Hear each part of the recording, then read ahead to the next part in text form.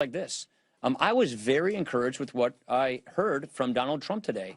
I do believe that we are now planting the seeds to get ourselves unified, to bridge the gaps and differences. And so from here, we're going to go deeper into the policy areas to see where that common ground is and how we can make sure that we are operating off these same core principles.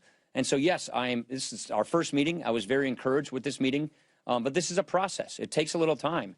You don't put it together in 45 minutes. So that is why we had, like I said, a very good start to a process on how we unify. But you don't think that it's an issue of It's Jonathan. So, Mr. Speaker, I read that statement as well, and I'm still a little confused. Are you endorsing Donald Trump? Look, if you're not, what is holding you back? And do you really have a choice? I mean, you ruled out voting for Hillary Clinton. The process of unifying the Republican Party, which just finished a primary about a week ago, perhaps one of the most divisive primaries in memory, takes some time. Look, there are people who are for Donald Trump, who are for Ted Cruz, or for John Kasich, who are for Marco Rubio and everybody else. And it's very important that we don't fake unifying, we don't pretend unification, that we truly and actually unify so that we are full strength in the fall. I don't want us to have a fake unification process here. I want to make sure that we really truly understand each other and that we are committed to the conservative principles that make the Republican Party, that built this country. And again, I'm very encouraged. I heard a lot of good things from our presumptive nominee, and we exchanged differences of opinion on a number of things that, everybody knows we have.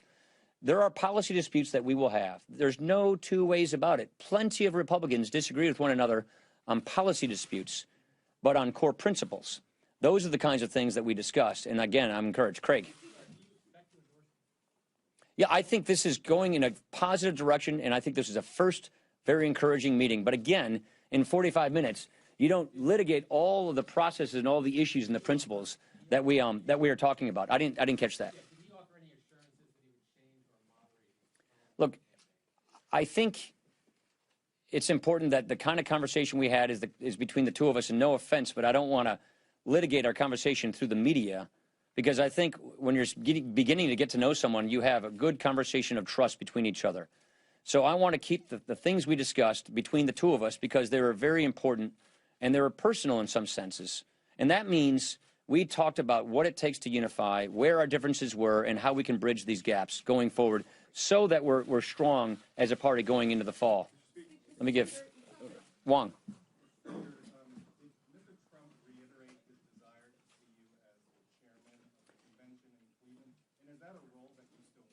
He did. I am the Speaker of the House. I am happy to serve in this capacity at the chair of our convention if our presumptive nominee wants me to do so. I see that as it's the delegates who technically make that decision, but I would honor the decision of our presumptive nominee, and he did express that interest. Let me go. Halpern.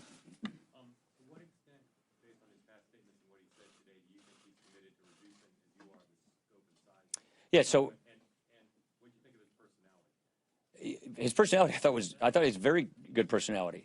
He's a very warm and genuine person. Like I said, I met him for like 30 seconds in 2012, so we really don't know each other, and we started to get to know each other. So I actually had a very pleasant exchange with him. That's point number one. Point number two, look, there are just things we really believe in as conservatives. We believe in limited government. We believe in the Constitution. We believe in the proper role of the differences in the separation of powers. We believe in things like life. I know not everyone is pro-choice in our party, and we accept all comers, but we are a majority pro-life party, and these are things that are important to us. And so we just had a good exchange of views on these kinds of issues. I think he's over having the same conversation with the Senate right now. Our leaders met with them, and everybody expressed opinions and exchanged ideas. And so the point of this is, I think we're off to an encouraging start. It is important that we get ourselves to full strength so that we can win in the fall, because the stakes could not be higher. But it takes more than 45 minutes, Mark. We discuss those issues at great detail. Speaker, you have defined modern conservatism along the lines of entitlement reform, pro-trade, and immigration, both on the Muslim ban and dealing with the issue comprehensively for those who are not Muslim. When you say few problems in this joint statement, aren't you papering over these rather sizable differences in not only how conservatism is defined broadly, but how you have tried to define it for for this House conference? Right. So I represent a wing of the Conservative Party, you could say. He's bringing a whole new wing to it. He's bringing new voters that we've never had for decades. That's a positive thing. The point, though, is can we agree on the common core principles that unite all of us? We will have policy disputes. There's no two ways about that. All Republicans did. Look, Mitt Romney and I didn't agree on everything in 2012.